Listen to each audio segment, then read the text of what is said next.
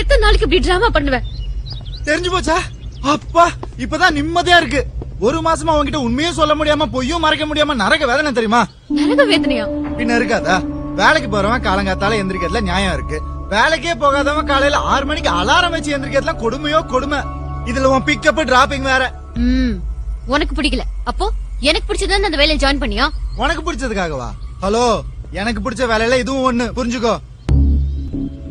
சரி, வேலையை ஏன் விட்ட? கிக் இல்லாமதான். உனக்கு கிக்கு இப்பதான் கிடைக்கும்? தெரியாது, தேடிக்கிட்டே இருக்கேன். கிடைக்காது, அது உனக்கு எப்பவும் கிடைக்காது. உன்னால எந்த வேலையும் செய்ய முடியாது. யூஸ்லெஸ்.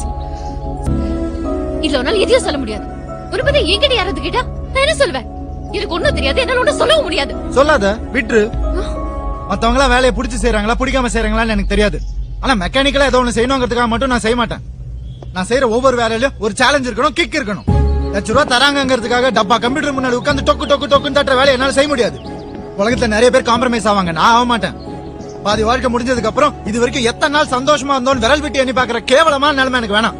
நான் செய்யற தப்பா கரெக்டா நல்லதா கெட்டதா எதுவுமே எனக்கு தெரியாது. கிக் இருக்கா இல்லையா அவ்வளவுதான். ஐயோ, என்ன இவ்வளவு எமோஷனலா பேசிட்டேன்? செல்லம், ஏதோ ஒரு ஃப்ளோல சொல்லிருப்பேன். இதெல்லாம் மைண்ட்ல வச்சுக்காத, மண்டை சூடாயிடும். ஓகே.